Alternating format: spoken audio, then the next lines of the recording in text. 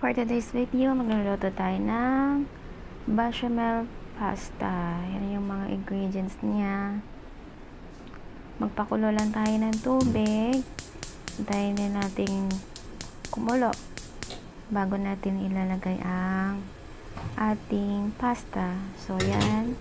Inihain na sa gas. Tapos, antayin na natin kumulo. Nilagyan ng asin.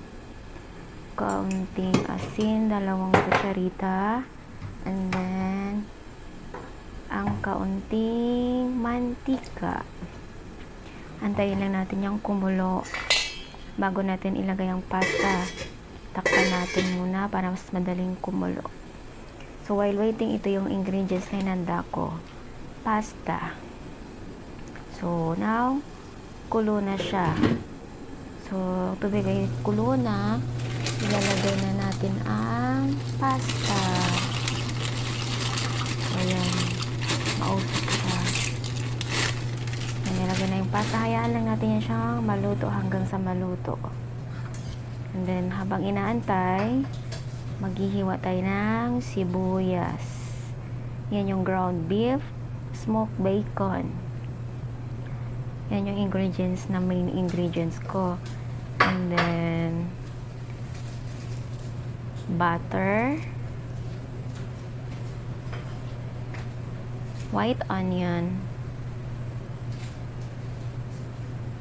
mushroom. So, yan lang. Habang inaantay natin pakulo yung ating niluluto na pasta, hiwain na natin itong white onion. So, ganyan lang. White onion yung hinihiwa ko ngayon. Hinihiwa ko lang yan siya ng malalaki kasi ayaw nila na maliliit. So, ganyan lang. Hiwa-hiwa lang. Habang hinihiwa, kumukulo yung ating nilulutong pasta. So, just cut it the way you want.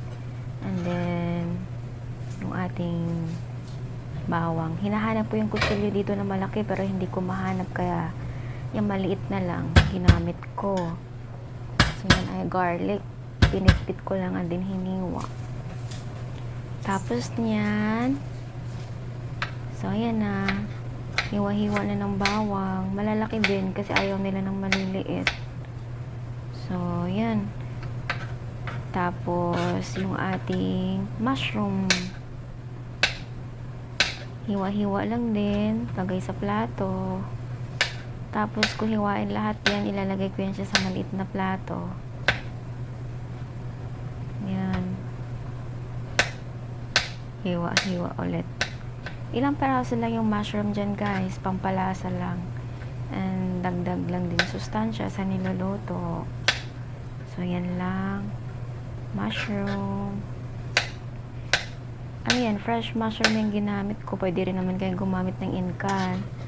And then, tapos ko nang hiwain, ilipat ko na siya sa maliit na plato para ready for gisa na siya. Para mas madali ko siyang mailagay doon sa kawali. Idudulas ko na lang.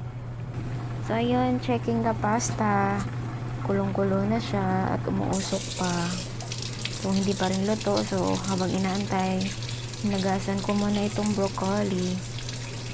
Second wash ko itong ginagawa 2 beses. Binabad ko muna sa asin na may tubig para matanggal yung mga pesticides niya. And then, pagkalinis, nilipat ko sa isang separate na strainer. Ito pala yung tomato sauce na gamit ko, guys. Kahit anong tomato sauce naman, pwede nyo gamitin. Depende sa panlasa ninyo. And then, gumagamit din ako ng mozzarella cheddar cheese para dagdag din sa yumminess ng aking nilutong pasta. So, luto na yung pasta. I-drain ko na siya sa water. So, gamit ko yung strainer and then padaanin ko lang siya ng running water dito para lang ma-prevent yung pagkaluto niya pa masyado. Ayun. So, yan lang. Pagkahugas is hayaan ko lang sa strainer para magiging maano yung tubig niya. So, while waiting, inaano ko na yung butter. Iinit na yung kawali.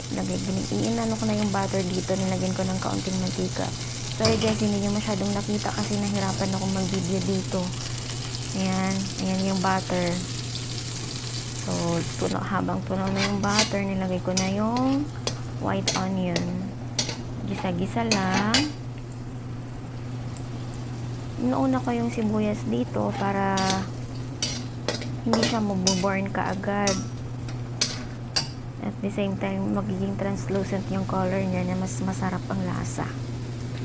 So then, after that, pagkagisa ko, nilagay ko na yung garlic and then yung mushroom. So, gisa lang ulit. Gisa-gisa lang hanggang sa medyo maluto na yung ating mushroom. So, yun. Bango ng kanyang mabango na yung lumalabas na translucent ng bawang. Nilagay ko na yung smoked salmon and then yung ground beef. And then, nilagay na ako ng konting salt para ma-mix ko siya habang ginigisa. So, igigisa lang natin yan hanggang sa mag-iba yung kulay ng karne at lumabas yung kanyang mantika. So, yan. Naglagay ng salt and pepper ulit kasi kinulang. Tasa-tasa lang yung timpla nyo, depende yan sa panglasa nyo. So, yan. Gisa-gisa. Hinihinaan ko lang yung apoy para ma-avoid yung pagkasunog niya. And then, nagdagdag din ako ng black pepper.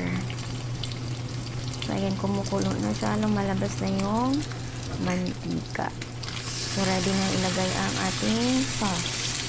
Tomato sauce yan niya sa can guys na bibili yan sa supermarket.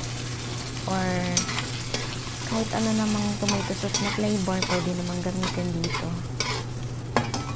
Malasa na yan siya kasi malasa na yung smoked salmon tsaka yung ground beef. So, isisimmer lang natin yan hanggang sa maluto yung bakang giniling and then yung ating smoked salmon. So, simmer lang. 2 minutes, okay na yan siya kasi naluto na yung karne ng baka. Kanina pa kasi natin ginigisa yun. Nag-iba yung kulay. Manipis lang kasi yun. And then, simmer na. Nilagay na yung ating pasta. Ihalo-halo lang natin hanggang sa mix all together na yung ating pasta dito.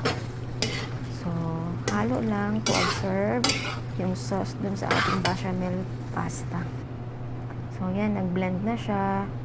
And then, nag-add lang ako dito ng kaunting mozzarella cheese. Binubudbud ko lang ito sa ibabaw para mag-thicken lalo yung sauce at yummy. Masarap siya. Pwede din yun dito itong i-bake kung gusto ninyo. Pero sa akin hindi na kasi mainit pa naman yung kawali. And then yung pasta, so matutunaw na yung cheese dito. So, anyway, meron na akong pre-boiled pala na broccoli dito. So, dinagdag ko na lang yan. And then, the dinner now is ready. Pwede ito pang dinner. Pwede rin pang almusal pag may father. Please subscribe to my channel, guys. So, and let me grow on my channel. Thank you so much for watching. Bye-bye.